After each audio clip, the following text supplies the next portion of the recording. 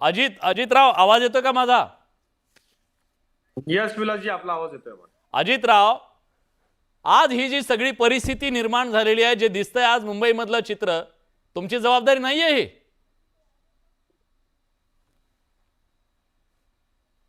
निश्चित जबाबदारी आहे आणि म्हणून मी अतिशय मनापासून कौतुक करतो मुंबईच्या पोलिसांचं, प्रशासनाचं, व्यवस्थेचं, की ज्यांनी या सगळ्या परिस्थितीमध्ये अत्यंत नम्रपणे आणि शेवटी बघा, आंदोलक सुद्धा संतप्त अवस्थेमध्ये असणं, पाऊस आहे, वेगवेगळ्या परिस्थिती आहेत, त्या सगळ्यामध्ये प्रशासन ज्या पद्धतीनं हे सगळं हँडल करतंय त्यांना सुद्धा आपण मानलं पाहिजे. आणि बघा, आता गणपती उत्सवाचं प्रेशर आहे ते एक वेगळं, आणि इतक्या मोठ्या प्रमाणावरती मराठा बांधव आलेले आहेत, पण कुठेही प्रशासन आक्रमक होत नाहीये.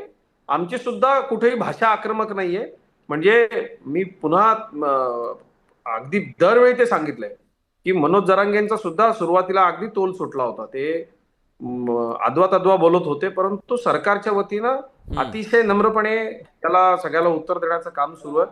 आणि आम्हाला सगळ्यांना जे वाटतंय, वगैरे काही बोललेले नाहीत मनोज दादा, हे आमच्या मराठवाड्यातले ग्रामीण भाषेत बोलत आहेत. तुम्ही विनाकारण त्यांना फार अभ्यासक आणि शांततेच्या पद्धतीने बोलतोय असं नाही. आम्ही काय सदाशिव पेठेतले मराठी नाही आहोत, आम्ही पुण्यात वाढलेले नाही आहोत, आम्ही गाईगुरांच्या पाठीमागे राहिलेले आम्ही मराठी आहोत. भाषा आणि एक एक जण बोलूया. नाही योगेशजी, असं नाही. योगेशजी, आपण कुणालाही हिणवण्याकरता आलेलो नाही. तुम्हालाही माहितीये, मलाही माहितीये, आपण सरकारकडनं 2 वर्ष सातत्यानं प्रयत्न करून मराठा समाजाचे इतके मोठे प्रश्न सोडवून घेतले. देवेंद्रजींमुळे, एकनाथ शिंदे साहेबांमुळे 17-18 हजार लोकांचे अडकलेले सर्टिफिकेट्स आपल्याला मिळाले. 1061 लोकांची नियुक्ती मिळाली. ईडब्ल्यूएस गेले, ट्रान्झिटमध्ये असलेल्या मुलांचे प्रश्न सुटले. आपण जर त्यांना शिव्या देणार अजितराव, पुन्हा मराठा सगळ्यांना माहिती आहे. चूक काय केलाय, चूक काय केलाय. चौथा दिवस आहे आंदोलकांचा, आंदोलन उपोषणाचा चौथा दिवस आहे. उपोषणाचा चौथा दिवस आहे. काय चर्चा पुढे जाते हे कळत नाहीये लोकांना. लोकांच्या मनातली अस्वस्थता चुकीची आहे का? लोकांना कळलं पाहिजे पुढे चर्चा काय होते, मार्ग निघतोय का काय नाही, ते डेडलॉक का आहे, संवादाचा अभाव काय. या सगळ्यामध्ये एक गोष्ट आपण लक्षात घेतली पाहिजे की ज्या पद्धतीनं आता सध्या संविधानिक चौकटीत हे कसं बसेल त्याच्या बाबतीमध्ये चर्चा सुरू आहे. मंत्रिमंडळाची एक उपसमिती याकरता राज्य सरकारनं नेमलेली आहे. ती उपसमिती, स्वतः न्यायमूर्ती शिंदे साहेब तिथे जाऊन आले. आज अनेक वेगवेगळ्या महोदयांशी तिथं हे ज्याच्यातले तज्ज्ञ जे आहेत त्यांच्याशी चर्चा सुरू आहे. विलासजी, माझे नेते आदरणीय देवेंद्रजींनी अगदी सुरुवातीपासून स्पष्टपणे सांगितलंय, मी टिकणारं आरक्षण, म्हणजे बघा, या महाराष्ट्रात एकच असा नेता आहे ज्यांना आरक्षण दिलं, ते टिकवून दाखवलं, ते आज माझ्या समाजाला मिळते. म्हणून मी म्हटलं की मी मराठा आहे, मला कुणबीच नको, मला मराठा आरक्षण द्यायचं तर द्या, कारण ते टिकणार नाही आणि टिकलं नाही तर आमच्या समाजाची मोठी फसगत होईल. ठीक आहे, मी त्या वेगळ्या मुद्द्यावर येतो. आता आपण त्याची चर्चा करू. मला शक्यतो वाद टाळायचा. ओबीसी नेते आपलं प्रकाश शेंडगे आपल्या सोबत आहेत. आज ओबीसींची मीटिंग झाली मुंबईमध्ये. ही सगळी परिस्थिती असताना आता ओबीसीनी सुद्धा इथे यायचं आणि या सगळ्या याच्यामध्ये आपलं एक आंदोलन सुरू करायचं. तुम्ही पण मग टायमिंग चुकतंय का तुमचं सुद्धा? आपल्याला हे शांत ठेवावं लागेल ना. तुम्ही आताच आम्हाला पण यायचं असा इशारा देणं हे कितपत योग्य आहे? नाही, कसं आहे की हे आंदोलन गेले 4 दिवस आम्ही वेट अँड वॉचच्या भूमिकेत होतो.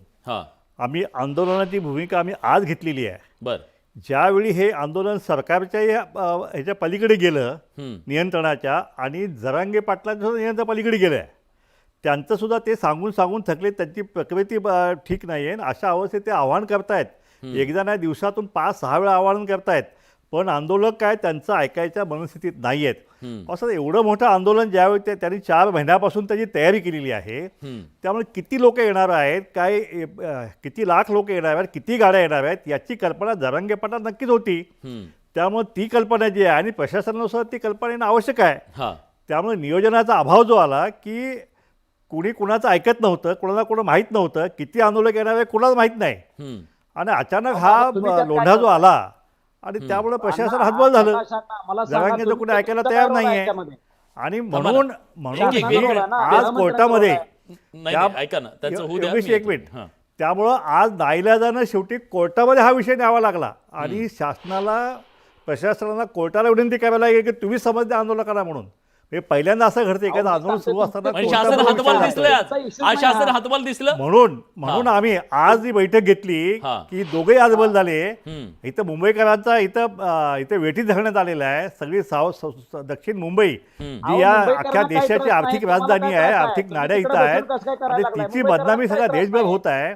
आणि आज हे आंदोलन हातबलता सरकार योगेशजी, बघून शेवटी योगेशजी, सरकार काय त्रास आहे त्याचा? योगेशजी मला बोलू द्या. तुमच्या भावना मला समजतायत, पण आमच्या ओबीसीच्या भावना पण ऐकण्याची मनस्थिती आपण ठेवली पाहिजे ना. ऐकतो ना, शेवटी पण तुमचं गरिबांचं बोलत नाही ना, आरक्षण आहे, आम्ही हे परवानगी तुम्ही घेऊन ऐकून घ्या. आंदोलनाला आलो ना. आम्ही आमचं परवानगी म्हणणं घेऊन तर आंदोलनाला ऐकून घ्या आलो. नाही तुम्ही. नाही त्यांचं म्हणणं पूर्ण होऊ द्या, मी तुम्हाला वेळ देतो. हां. तर हे ज्यावेळी सरकारचा आता हातबल झालेला आहे त्यामुळे सरकारकडून काय निर्णय का आमच्या विरोधात होतोय काय हां. ह्याच्यातून आम्ही आजची बैठक घेतली. आज सगळ्या समाजाचे नेते म्हणजे या ठिकाणी आले हां. आणि त्या ठिकाणी असं ठरलं की आम्हाला अस्तित्वाचा लढा जो आहे तो शेवटी आम्हाला द्यावाच लागेल आहे. कारण शेवटी गरिबांचं आरक्षण जे आहे शेवटी कायद्यानं चालणारं राज्य आहे. हां. मूळ मागणी आता ह्याची मागणी काय, जरांगे पाटलांची मूळ मागणी काय की आता आम्हाला ओबीसीतलंच आरक्षण पाहिजे आणि सरसकट सगळा मराठा समाज जो आहे त्याला कुणब्यांचे दाखले द्या आणि ओबीसी करा आणि ओबीसीतलंच आरक्षण पाहिजे. मग ओबीसीने काय करायचं? ह्या ओबीसी म्हणजे आहेत कोण या महाराष्ट्रामध्ये? गावगाड्याबाहेर कुसाबाहेर पोटाची खळगी भरण्यासाठी दिवस रात्र फिरणारी ही मंडळी आहेत आणि त्यांच्या मुलांचं भविष्य उद्ध्वस्त करण्याची मागणी जी आहे ती मागणी कोणाला कोण मान्य करेल मला सांगा. आज मराठा समाजाला असं थोडं जातं. योगेशजी असं नाही होऊ शकत. योगेश माझा प्रकाश अण्णांचं नाव घ्यायचं आणि छगन भुजबळांचं नाव घ्यायचं आणि तुम्ही ओबीसी नाहीत असं म्हणून नाही होऊ शकत. मी असं नाही म्हणत. हा असं नाहीये. हे दोन श्रीमंत असले म्हणजे सगळे बाकीचे श्रीमंत आहेत असं होत नाही. आणि मराठा समाजातल्या 4 लोकांकडे कारखाने आहेत म्हणजे सगळा मराठा समाज श्रीमंत आहे असंही होऊ शकत नाहीये. त्यामुळे ही मांडणी अशी वरवरची हवेत अशी नाही करायची. आपण मांडणी व्यवस्थित करूया. संजीव भोर आपल्या सोबत आहे, शिवसेनेचे नेते सुद्धा आहेत, ते मराठा आंदोलक सुद्धा आहेत. मी आज संजीव भोर तुम्हाला याच्यासाठी बोलवलंय. तुम्ही त्या मराठा मूक मोर्चाचं नियोजन केलं होतं. लाखोंचा अतिविराट असा मोर्चा या मुंबईनं बघितलेला होता जेव्हा मूक मोर्चा इथं आलेला होता. त्याचं सगळं नियोजन, नेतृत्व आणि ह्या सगळ्यामध्ये तुम्ही समोर होतात. ती शिस्त आज हरवतीये का? काय नेमकं त्याच्या मागचं कारण दिसतंय तुम्हाला? सरकारची जबाबदारी सुद्धा याच्यात नाही का? नाही विलासजी, कसं आहे, आपण मूक मोर्चांचा विषय काढला म्हणून पहिले तर मी ते स्पष्ट करतो की मराठा समाजाने त्या मूक मोर्चे काढले तेव्हाही लाखोंची उपस्थिती लावली. हे आपण सगळ्यांनी दाखवलंय, आपण सर्वांनी पाहिलंय. आता मराठा समाजाची भावना अशी होणार नाही का जर मूक मोर्चे काढलेत, आम्ही शांततेच्या मार्गाने आदर्श होत जगाने ज्या मोर्चांची प्रशंसा केली असे मोर्चे काढल्यानंतर आम्हाला न्याय मिळत नाही अशी जर भावना त्या ठिकाणी वाढीस लागलेली असेल तर ती का लागली याची कारण मीमांसा खरं तर झाली पाहिजे. हा एक महत्वाचा विषय आहे. दुसरं, आता मगाशी जे प्रकाशजी शेंडगे साहेब म्हटले की आंदोलन सरकारच्या हाताबाहेर चाललंय आणि त्याच्यामुळे आम्ही बैठक घेतली वगैरे, तर याच्याशी मी अजिबात सहमत नाही. सरकारच्या कुठेही आंदोलन हाताबाहेर गेलेलं नाही. सरकार अतिशय संवेदनशीलपणे, गांभीर्याने मग लोकांचे एवढे हाल का झाले संजू भाऊ? लोकांचे का हाल झाले एवढे? हा, त्याचं कारण नाही सांगतो. मागितली सरकार आज काय बोलत होतं ऐकलं का तुम्ही कोर्टामध्ये? एवढं हातबल. काही भावनेने म्हणा किंवा मराठा द्वेषापोटी ज्या पद्धतीने सातत्याने काड्या करायचं काम करतात. आता न्यायालयात काही लोकांनी न्यायालयाचे दरवाजे ठोठावले आणि माननीय न्यायालयापुढे अशा पद्धतीने प्रेझेंटेशन केलं की तिथे आझाद मैदानावर मनोज जरांगे पाटील आणि यांच्याबरोबर फार तर 5,000 लोक असली पाहिजेत. आता मला सांगा, जर 5-50 लाख लोक, 10-20 लाख लोक जर जरांगे पाटलांबरोबर येणार असतील आणि जर आपण त्यांना रिस्ट्रिक्ट केलं की तुमच्याबरोबर 5,000च लोक असले पाहिजेत, तर बाकीचे लाखो लोक कुठं थांबतील? हे मनोज जरांगे पाटलांनी याच्यात त्यांचा काय दोष आहे आणि सरकारचा काय दोष आहे? माननीय न्यायालयाचा असं कसं म्हणतात? माननीय न्यायालय नाही, सरकारनं सांगायला हवं. सरकारनं सांगायला हवं. सरकारला आधी कळतं किती लोक येणार आहेत, ते कळतं की नाही? पण कोर्टात न्यायालयापुढे कोणी जायचं हे तर सरकार ठरवत नाही ना.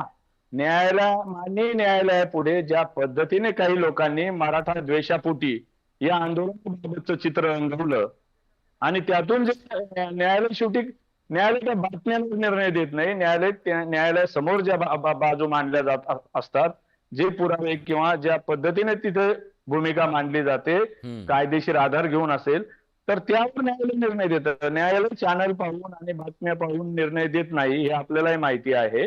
मग अशा परिस्थितीत एवढ्या मोठ्या संख्येचा समाज मुंबईत येत असताना त्याला अशा पद्धतीने मनोज जरांगे पाटलांपासून बाजूला ठेवणं, हे खरं तर मला वाटतं यात एक मोठी त्रुटी झालेली आहे. ही असं व्हायला नको होतं, जेणेकरून हे सगळे लोक मनोज जरांगे पाटलांना मानणारे आहेत, त्यांच्या शब्दावर चालणारी लोक आहेत आणि जरांगे पाटील स्वतः आमरण उपोषण करतायत. याचा अर्थ शांततेच्या मार्गाने त्यांना जायचंय. मी असुविधेच्या बद्दल बोललो. काल सुप्रिया सुळे आल्या तिथं, काय झालं आपण बघितलं. त्यानंतर मला त्या सगळ्याचा पाढा वाचायचा नाहीये, काय काय घडलं काय काय नाहीये, पण आंदोलकांच्या सुद्धा जीवावर बेतू शकतो अशा अनेक गोष्टी घडलेल्या आहेत. त्या गोष्टी घडणं हे त्या रोखणं कुणाची तरी जबाबदारी असेल ना. कुणाची जबाबदारी नाहीये. सगळ्यांनी हात वर करायचे. कोर्टाने म्हणायचं आमचं नाही, आंदोलकांनी म्हणायचं आमचं नाही. उद्या जर इथे एखादी चुकीची गोष्ट झाली त्याला जबाबदार कोण आहे? ही मुंबई आहे, तुम्हाला माहिती आहे. आणि प्रतिक्रियेला आपण महत्व देतोय. मूळ कारण काय आहे तर आंदोलक आझाद मैदानच्या बाहेर जर न राहता ते जर मनोज जरांगे पाटलांच्या समोर ते आझाद मैदानावर राहिले असते तर सुविधा टाळता आल्या असत्या, कदाचित तिथे सुविधा पुरवता आल्या असत्या. आंदोलकांकडून जे काय आरोप होत आहेत, मी त्याला आरोपच म्हणेल, त्याच्यात किती खरं आहे तथ्य आहे हा संशोधनाचा भाग आहे, हे सर्व कळलं असतं. एक्झॅक्टली. मी फक्त पटकन विचारतो, अजून एक तुमचे सहकारी आहेत अजित चव्हाण, मला त्यांना विचारू द्या. अजितराव, तुम्हाला अंदाज आला नाही का हो? बघितलंय हे एवढ्या मोठ्या संख्येने आंदोलक इथे येऊ शकतात आणि आपल्याला काय परिस्थितीला सामोरं जाऊ लागू शकतं. खरं तर इंटेलिजन्स असतं ना इथं. नाही, निश्चित या सगळ्या परिस्थितीचा अंदाज पोलिसांना आहे. पोलिसांनी या आंदोलकांच्या सहकार्यानं ही परिस्थिती नियंत्रणात ठेवलेली आहे. विलासजी, एक गोष्ट लक्षात घ्या आपण, की दक्षिण मुंबईमध्ये इतक्या मोठ्या प्रमाणावरती लोक येणं हे तो भौगोलिक दृष्ट्या तिथं आपल्याला जागेची मर्यादा आहे, छोटी जागा आहे. त्यामुळे निश्चितपणे ज्या पद्धतीनं हे सगळं कंट्रोल केलं जातंय, एक दोन बघा ठीक आहे, एक दोन तिथे घटना घडतील हे स्वाभाविक आहे, कारण प्रचंड मोठ्या प्रमाणावरती लोक आलेले आहेत. पण प्रशासनाला हे माहिती होतं. ते आंदोलन जर आपण यावेळेला नाकारलं असतं, जसं आता संजू भाऊ म्हणतायत तसं, की शांततेनं मोर्चे झाले, लाखांचे मोर्चे झाले, सगळ्या गोष्टी झाल्या, पण मग ते मुंबईत यायला थांबवलं असतं तरी देखील उद्रेक झाला असता विलासजी.